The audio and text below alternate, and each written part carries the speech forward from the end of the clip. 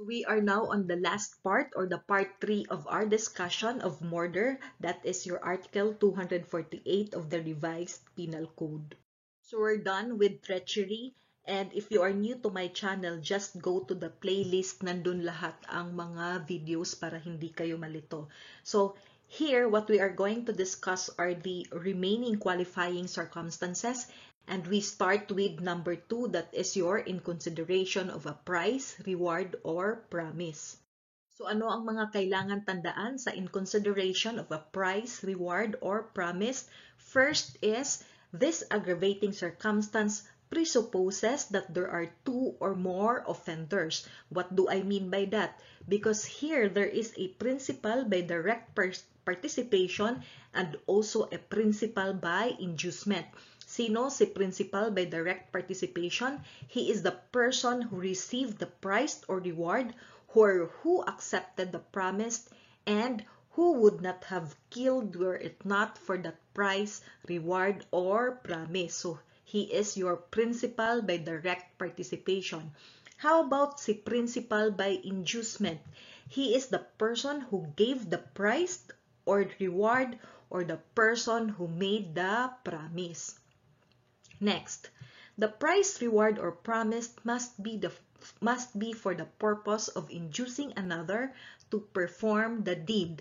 The evidence must show that one of the accused used money or other valuable consideration for the purpose of inducing another to perform the deed.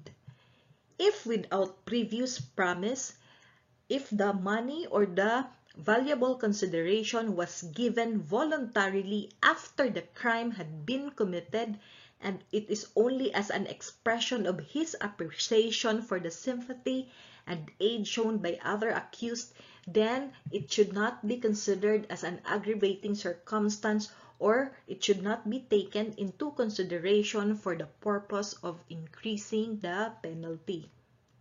So we'll go now to number 3. Sa number 3, ang tinatanong palagi sa bar exams is yung fire, poison, and explosion. So unahin natin si poison. What are the things that you should remember about poison? First, it must be used by the offender as a means to accomplish a criminal purpose. Second, if the purpose of the poison is you want to kill a predetermined person, then the crime committed is murder. Take note ha, the purpose is to kill a predetermined person. Next, once you use poison, or once poison is alleged in the information and it is your qualifying circumstance, then it can no longer be considered as a generic aggravating circumstance. Bakit? Because in that case, if poison is your qualifying circumstance, then it is an integral element of the offense. Last, treachery, take note, treachery and evident premeditation are inherent in murder by poisoning. So for illustration, here is a bar exam problem. Melencio gave Janet. Sino si Janet? She is a call girl. So he gave Janet the amount of 5,000 pesos as blood money, with the understanding that she would poison a business executive. Janet did so, but before she left the scene of the crime, she got the expensive watch of the victim, the gold ring, and a wallet which contains the amount of 5,000 pesos also. Question: what crime or crimes were committed and by whom? Answer is murder. Bakit murder? Because there is a qualifying circumstance. In fact, in this problem, dalawa ang qualifying circumstances. First is in consideration of a price, reward, or promise. Again, what did we say? This aggravating circumstance presupposes that there are 2 or more offenders. You have your principal by direct participation and principal by inducement. In our problem, the principal by direct participation is Janet. Bakit si Janet? Because she is the person who received the price or reward, and who would not have killed were it not for that price or reward. How about Melencio? Melencio is our principal by inducement because Melencio is the one who gave the price or reward. What is our number 2 qualifying circumstance? That is poison, because poison was used here to kill a person, but that person is a predetermined person, that is your business executive. So only one may qualify, or you can only use one to qualify the crime to murder. Ano ulit ang rules? Only one qualifying circumstance is necessary to qualify the offense as murder. So, isa lang. What will happen to the rest? The rest shall be considered as generic aggravating circumstance. So, please take note, ha. This is also the answer of the UP Law Center. Take note, ha. Either will be sufficient to qualify the crime of murder. But how about the fact that si Janet is kinuha yung expensive watch, gold ring, and wallet? In that case, it is Janet alone who will be liable for theft. Janet will also be liable for theft. How about Melencio? Melencio will not be liable for theft because the theft was not included in the inducement. Recall this bar exam question. This was discussed when we were in Article 248. So, A here is a young housewife. Meron siyang paramour si B. And they conspired to kill C. Sino si C? That is the husband of A. So, ano ang plano nila? They will buy a pancit and they will mix it with poison. But the problem is, yung kumain ng pansit is not only the husband but also the illegitimate father of A as well as the legitimate son of A. So question, what crime or crimes did A and B commit? Ang sagot nga natin, as far as the housewife is concerned, she committed the crime of multiple parricide because of that relationship, present si relationship. But how about B, the paramour? Si B, the paramour, committed the crime of murder as far as the death of C is concerned. Bakit murder? Because the killing was carried out by means of poison. There is a qualifying circumstance, and that qualifying circumstance is poison. But how about the death of D and E? What crime did B commit?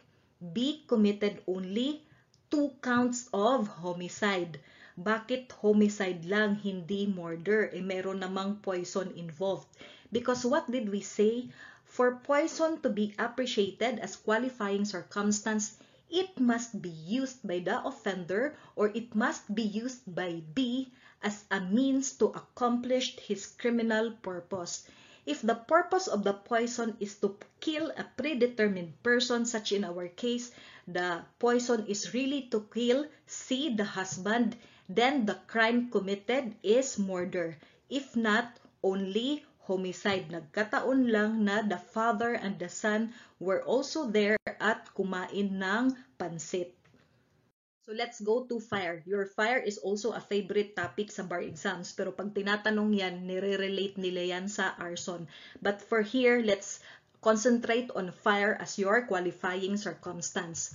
So what are the rules? If the offender had the intention to kill the victim, burned the house where the victim was, and the victim died as a consequence, then the crime is murder, qualified by the circumstance that the crime was committed by means of fire. Next, in order to constitute murder, there should be an actual design to kill and that the use of fire should be purposely adapted as a means to that end.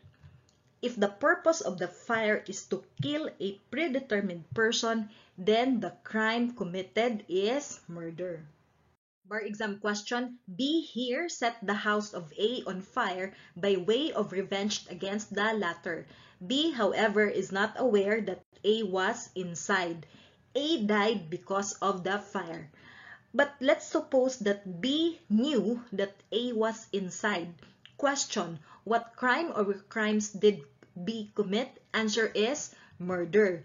If B has knowledge or very much aware that A was in the house when it was set on fire, then the crime will be murder. Bakit? Because there is now a qualifying circumstance, and that qualifying circumstance is fire. Ano ulit ang sabi natin? In order for fire to be appreciated as qualifying circumstance, there should be an actual design on the part of B to kill A, and the use of fire should be purposely adapted as a means to that end. So we're done with fire and poison. Let's go now to explosion. So as early as now, let's relate our study to Article 324. Article 324 is crimes involving destruction. So what are the elements? Number 1, the offender causes destruction of property. Number 2, destruction is by means of explosion. And according to Article 324, if the commission of the offense endangered the safety of any person, then the penalty is higher, that is reclusion temporal. But if the destruction affects property only, then the penalty is lower, only prisión mayor. So ano ang kaibahan niyan to your explosion as qualifying circumstance?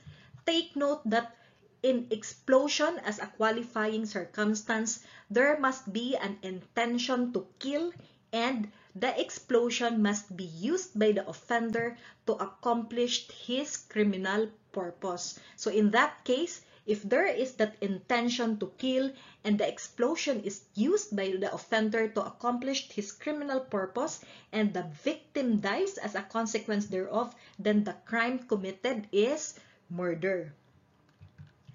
How about if there is no intention to kill on the part of the offender? If there is no intention to kill on the part of the offender, then it will be Article 324.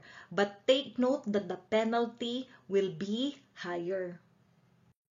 Next, when the crime is attended with treachery and by means of explosion, ano ang sabi ng Supreme Court? Means of explosion shall be the one considered as qualifying circumstance. Since the use of explosives is the principal mode of attack, then reason dictates that this should be your qualifying circumstance. So what will happen to treachery? Your treachery will be relegated merely as generic aggravating circumstance. To illustrate, X and Y are PNP officers. So kasama nila si Zay. Zay is a civilian. So they arrested A and B for dynamite fishing. Nung pabalik na sila, nakakita sila ng another bangka with C, D, and E. But ano ang ginawa nitong si C, D, and E? They simultaneously threw dynamite sticks at the PNP motorboats. That explosion killed X. So what crime or crimes did C, D, and E commit? Answer is C, D, and E are liable for the complex crime of murder with direct assault. Bakit murder? Because there is a qualifying circumstance. Ano ang qualifying circumstance? That is explosion. Bakit pumasok si direct assault? Because who is your victim here? Who is X?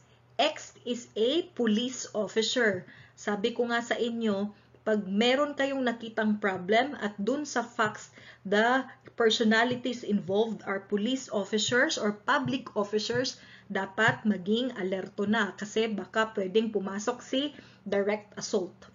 Next, A and B also reacted by throwing dynamite. The explosion killed Y and Z. So question, what crime or crimes did A and B commit? Answer is, as far as the death of Y is concerned, A and B are liable for the complex crime of murder with direct assault. Same reason kanina dun sa pagkamatay ni X. But as far as the death of Z is concerned, only simple murder, hindi complex crime. Bakit? Because Z is a civilian. But what if meron kayong parang napansin na parang pwedeng pumasok si treachery kasi walang kalaban-laban yung mga victims at that time of the attack. But what did the Supreme Court say again? When the crime is attended with treachery and by means of explosion, ano ang gagamitin mong qualifying circumstance? Explosion.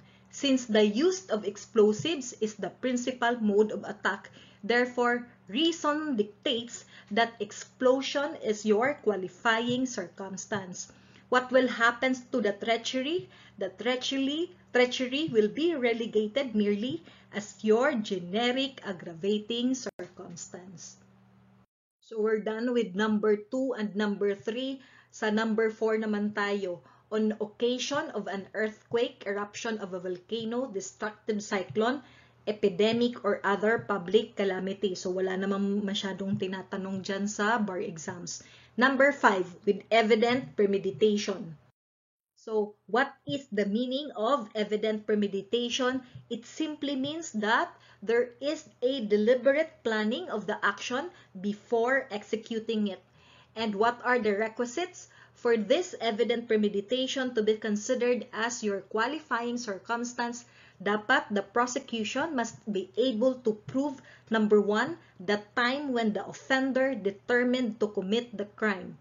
Number 2, there must be an act that manifestly indicates that the culprit has clung to his determination. Number 3, there is that sufficient lapse of time between the determination and execution. Bakit? Because during that sufficient lapse of time, the offender now would be able to reflect upon the consequences of his act and to allow his conscience to overcome the resolution of his will. Sabi nga ng Supreme Court sa jurisprudence, the essence of premeditation is that the execution of the criminal act must be preceded by reflection and cool thoughts. Bar exam question, Fidel and Fred harbored a long-standing grudge against George. Sino si George? Si George ay yung nakabuntis sa kanilang kapatid na si Lorna. After weeks of surveillance, they finally cornered George in Ermita. So Fidel and Fred forcibly brought George to Zambales where they kept him hogtied. 2 days later, they killed George and dumped his body into the river. Question, what crime or crimes did Fidel and Fred commit? Answer is, they committed the crime of murder. Bakit murder? Because there is a qualifying circumstance and that qualifying circumstance is evident premeditation. Bakit pumasok si evident premeditation? What did we say again? In evident premeditation, it implies that there was this deliberate planning of the action before executing it. In our problem, ano ang ginawa ni George and ni Fred and Fidel? They had weeks of surveillance. Hindi lang isang beses nag-surveillance, kundi weeks of surveillance. Kaya merong evident premeditation. But how about the fact na hindi naman agad pinatay si George? Dinala pa nga siya sa Zambales and it was only 2 days after that they killed George. Ano ang sabi ng Supreme Court? If the intention from the beginning or at the start is to kill the person, then that is murder. Because there is no indication in our problem that Fidel and Fred intend to deprive the victim of his liberty. But if the intention from the beginning is to kidnap at yung pagpatay na lang sa kay George is an afterthought, then the crime now is not murder but kidnapping with homicide. Another bar exam question. Yung facts dito is more or less the same lang dun sa binasa natin kanina. Juan and Pedro, they harbored a long-standing resentment against Jose. Bakit? Sino tong si Jose? Nakipagtanan sa kanilang kapatid. But later on, itong si Jose is inabandona ang kanilang kapatid. So they laid meticulous plans to kill him.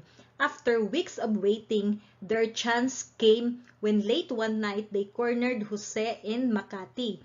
So the two forcibly shoved him into a waiting car and they drove to Tagaytay City where they kept Jose hogtied.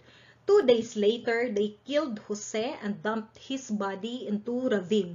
Question: what was the crime or crimes committed by Jose and Pedro? Answer is murder. Bakit murder? Because there is a qualifying circumstance. And what qualifying circumstance is present? That is your evident premeditation.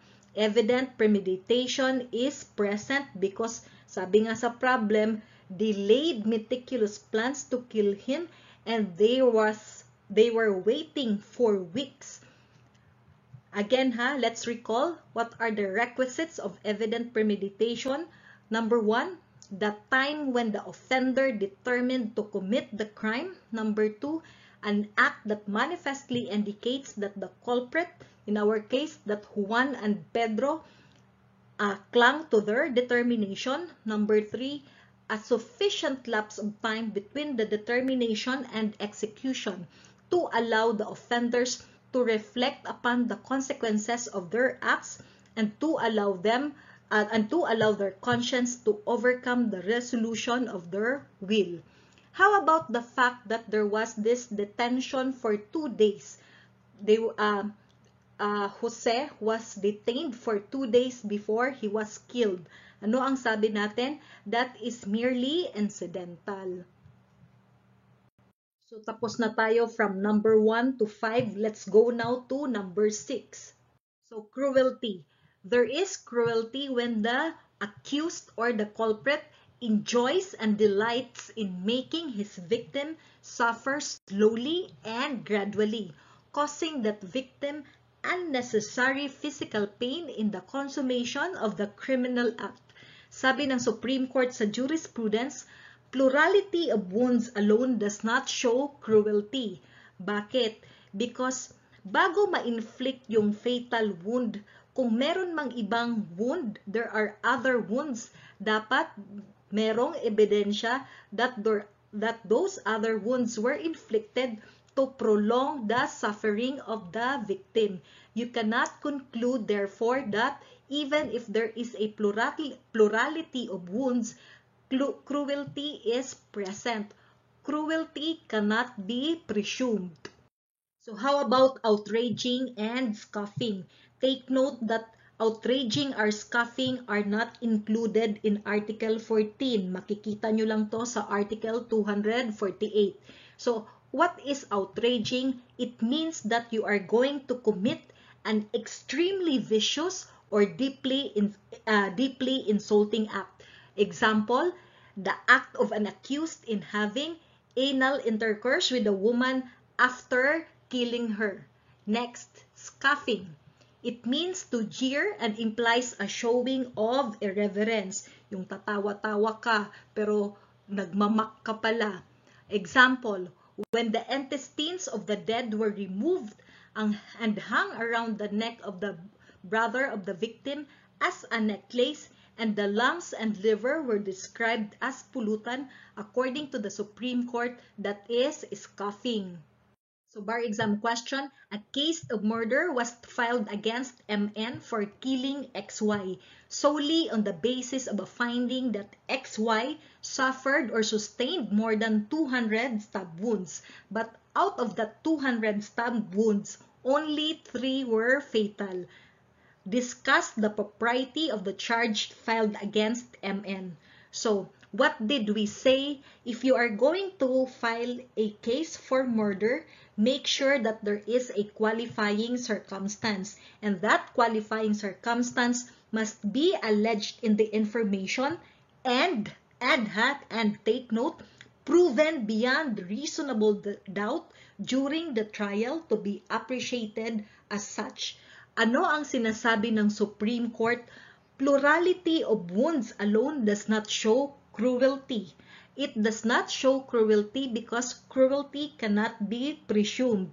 There must be evidence that would show that the other wounds were inflicted to prolong the suffering of the victim before the fatal wound was dealt.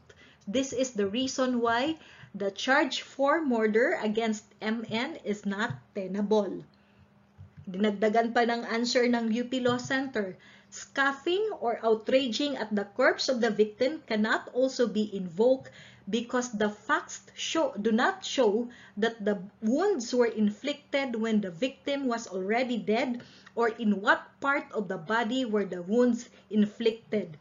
Besides, since you will be considering this as your qualifying circumstance, then it cannot also be presumed. So punta naman tayo sa instance where the offender is under the influence of dangerous drugs and the offender uses illegal firearms. So what are the rules?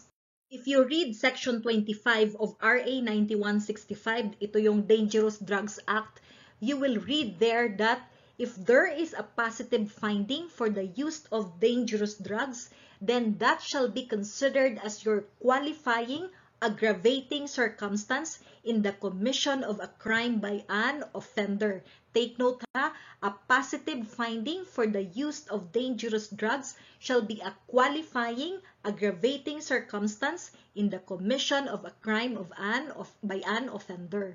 Bar exam question, Candido, he stabbed an innocent bystander who accidentally bumped him. The innocent bystander died as a result of the stabbing. So Candido was arrested and he was tested to be positive for the use of shabu at the time he committed the stabbing. Question, what should be the proper charge against Candido? According to the answer is the killing was not attended by any of the qualifying circumstances enumerated in Article 248. Bakit? Hindi ba pwede si treachery? Hindi. Kasi hindi na-comply ang two requirements. Maaring yung requirement number 1, the victim or the innocent bystander was put in a position wherein he cannot retaliate, but your requirement number 2 is not present. But the answer here, the proper charge against Candido is still murder. Bakit murder? Because the commission of a crime was when Candido was under the influence of a prohibited drug. And according to your Section 25 of the Dangerous Drugs Act, that is considered a qualifying aggravating circumstance. Punta na tayo sa illegal use of firearm. The applicable law is Comprehensive Firearms and Ammunition Regulation Act. That is your Republic Act number 10591, amending PD number 1866 and RA number 8294. Let's read Section 3 because the proper terminology now is loose firearm. Ano ba ang nire-refer ng loose firearm? Unregistered, obliterated or altered, or a firearm which has been lost or stolen, illegally manufactured, or registered in the possession of an individual other than the licensee, and those with revoked licenses in accordance with the rules and regulation. Go to Section 1 of RA 8294. Ano ang nakasulat dyan? If homicide or murder is committed with the use of an unlicensed firearm, then that unlicensed firearm shall be considered as an aggravating circumstance. Go to Section 29 of RA 10591. Ano ang nakasulat dyan? The use of a loose firearm when inherent in the commission of a crime shall be considered as an aggravating circumstance. How about if it is used in furtherance of incident 2 or in connection with the crime of rebellion or attempted codita, then it shall be absorbed. Bar exam question. Ito tinanong to noong 2004. PH killed OJ. OJ is his political rival in the election campaign for mayor of their town. The information against PH alleged that he used an unlicensed firearm in the killing of OJ, and this was proven beyond reasonable doubt by the prosecution. The trial court convicted PH of 2 crimes, murder and illegal possession of firearms. Question, is the conviction correct? So what is the answer? The answer is no. Bakit? Sabi ng Supreme Court, this is a 2016 decision under RA number 10591, the use of loosed firearm in the commission of a crime like murder shall be considered as an aggravating circumstance. In view of the amendments introduced by RA number 8294 and RA number 10591 to Presidential Decree number 1866, separate prosecutions for homicide and illegal possession are no longer in order.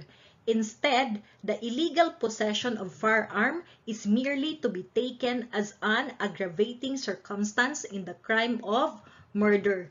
It is clear from the foregoing that where murder results from the use of an unlicensed firearm, the crime is not qualified illegal possession but murder.